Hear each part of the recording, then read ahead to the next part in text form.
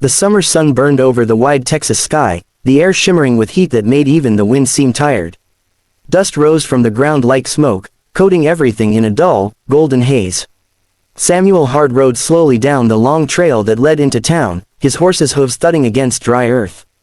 He hadn't meant to come this far. He only needed feed, nails, and maybe a bottle of whiskey to dull the silence that haunted his ranch at night.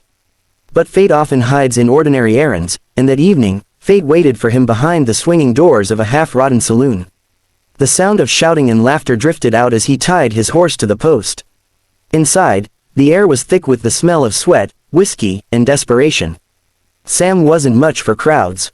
He'd seen enough men lose their humanity in the war to know that a mob was the ugliest thing God ever allowed to exist. He just wanted to get what he came for and leave. But then he heard it, an auctioneer's voice cutting through the noise, sharp and gleeful. "Come on, boys, a pretty little dead girl. Young and strong. Her daddy couldn't pay, but she'll work it off." The words made Sam stop in his tracks. He turned his head toward the small wooden stage at the far end of the saloon. A lantern swung overhead, throwing uneven light across a girl standing there. Her dress was torn at the shoulder, her wrists bound in coarse rope, her hair a mess of tangled curls that caught the light like strands of gold dust. She wasn't crying, she just stared at the floor, lips pressed together, trembling. The men around her shouted numbers and filthy jokes. The auctioneer laughed. "She can cook, clean, or whatever else you need, boys. Let's start at $20. Sam's gut twisted. He'd seen slaves before, years back, before the war ended. He'd thought the world had moved past this. But here it was again, greed wearing the face of law, cruelty pretending to be business. He should have turned and walked out. This wasn't his fight. He was a rancher barely scraping by, not a hero with bullets to spare. But then, she lifted her head. Her eyes met his. There was something in them, something raw and broken, a plea too quiet for words. It wasn't beauty that stopped him, it was pain. A kind of pain that looked far too familiar. For a moment, he saw his own reflection in those eyes, the man who had lost everything and stopped believing in mercy. And before he could think, before logic or fear or reason could speak, his hand went up. 35, he said. The saloon went silent. The auctioneer grinned, banging his gavel. Sold. To the rancher in the hat. The crowd erupted in laughter and applause. Men slapped his shoulders, calling him lucky. Sam didn't move. He didn't even remember bidding. His throat felt dry, his chest tight. He wanted to say he'd made a mistake, but the girl was already being pushed toward him. When she stumbled, he caught her by the arm without thinking. Her skin was ice cold. Outside, the noise faded behind them. She didn't look at him, didn't speak. The only sound was the creak of leather as he untied his horse. "Can you ride?" he asked quietly. She nodded once, hesitant. He helped her onto the horse, mounted behind her, and turned toward the empty road leading back to his ranch. The ride home was long and wordless. The sun dipped low, painting the land in shades of copper and fire. Sam could feel the faint tremble in her shoulders as the wind caught her hair. When they reached his land, the horizon was already dark, and the crickets had begun their night song. He dismounted first, holding the reins steady for her. "This way," he said, leading her toward the small wooden house that stood alone against the field. He pushed open the door. "You can stay here for now. There's food, water, and a bed. No one'll bother you." She hesitated in the doorway, her face half hidden by shadows. "Why?" she asked softly. He looked down at his hands, rough and calloused, the hands of a man who'd taken and fought too much already. "Because you needed help," he said simply. That's reason enough. For a long time, she didn't move. Then she stepped inside, slow and unsure, like a deer stepping onto thin ice. He lit a lamp, its glow filling the small space with warmth. She stood near the wall, clutching the frayed edge of her sleeve. "I'll be in the barn," he said after a moment. "If you need anything, call." He turned to leave, but her voice stopped him, fragile, trembling. "You've paid for me," she whispered. He froze. "Just do it," she said, eyes wide, her breath shaking. "That's what they all want. Just get it over with." The words hit him harder than a bullet. He turned slowly to face her. She wasn't pleading for love or mercy, she was begging for it to be done, so she wouldn't have to keep being afraid. That broke something inside him. He stepped back, hands raised slightly as if afraid to spook her. "I didn't buy you," he said, his voice rough. "I bought your freedom." She flinched. That's not how it works. It is now. She stared at him, confusion flickering across her face. For a moment, he thought she might cry, but instead, she sank onto the small cot in the corner, staring down at her hands like she didn't know what to do with them. He wanted to say more, to tell her she was safe, but words had never been his strength. He left her there, walking out into the night, the cool wind biting at his skin. He sat on the porch steps, staring across the dark fields, listening to the faint sound of her breathing through the open window. The war had taken a lot from him, friends, family, the part of himself that could still believe in goodness. But tonight, for the first time in years, something stirred inside him again. Maybe it was guilt, or maybe it was something else, something small and human that refused to die. In the distance, thunder rumbled. He knew sleep wouldn't come. Inside, the girl, Eliza, he'd later learn, lay awake too, gripping the blanket he'd given her, whispering to herself like someone trying to remember how to pray. Outside, the ranch stood silent, a lonely island in a sea of darkness. But in that silence, two broken souls breathed the same air, bound not by debt or desire, but by something fragile and new, something neither of them yet dared to call hope. The days that followed slipped by quietly, marked by the rhythm of chores and the sound of the wind moving through the grasslands. Eliza rose early each morning, often before sunrise, her small figure already busy at the stove or carrying water from the well. Sam would find her there, her hair tied loosely, sleeves rolled up, working as though she owed the world a debt she could never repay. He didn't tell her to stop. He didn't tell her to rest.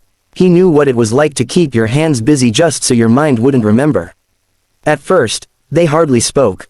Their days were built on small, wordless exchanges, a nod, a quiet, thank you, the scrape of a chair across the floor. Sam would head out to the fields at dawn, checking fences and tending cattle, while Eliza cleaned the cabin and tried to make sense of this strange kind of freedom that didn't yet feel real. Each time she saw him, she braced herself, half expecting the moment he'd demand what she'd offered that first night. But he never did. He treated her like a person, not a possession, and that confused her more than cruelty ever had. One afternoon, while hanging laundry on the line, she watched him from a distance.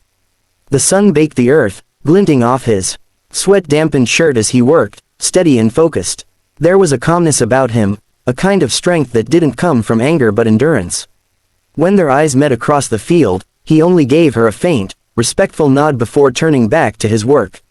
It was the smallest gesture, but it felt like something solid in a world that had offered her nothing but false promises. That evening, a storm rolled across the horizon, dark clouds swallowing the sun. Sam brought the horses in and stacked extra firewood by the door. Eliza waited inside, the smell of stew filling the cabin. When he came in, shaking the rain from his hat, she handed him a bowl without a word. He sat across from her, their spoons tapping softly against the tin bowls. Outside, thunder cracked and rain drummed against the roof. For the first time, it didn't feel awkward. It just felt quiet. After a long silence, she spoke. Her voice was barely above a whisper. My father wasn't a bad man. He just made bad choices. She stared into her bowl. He borrowed money for the mine. Said it was for our future. When the mine closed, they came for everything we had. When they said I could work off the debt, he begged me not to, but I didn't listen.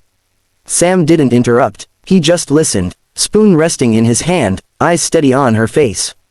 She continued, her voice trembling. I thought it would be just cleaning and cooking.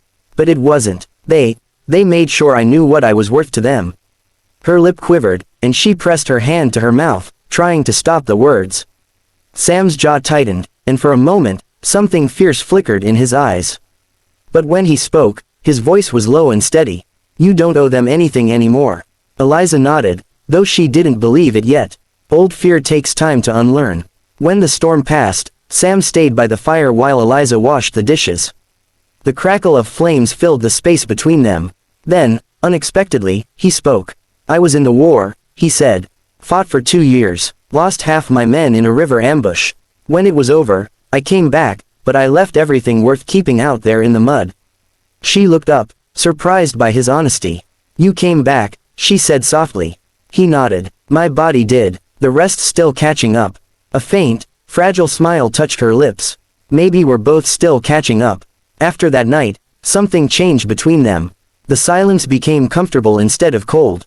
They began working together. side by side in the fields, mending fences, planting new seed, fixing the roof that leaked when it rained. Sometimes they talked, sometimes they didn't, but there was a quiet understanding in every shared task. Eliza began to laugh again, small at first, then freely, like music breaking through a long winter.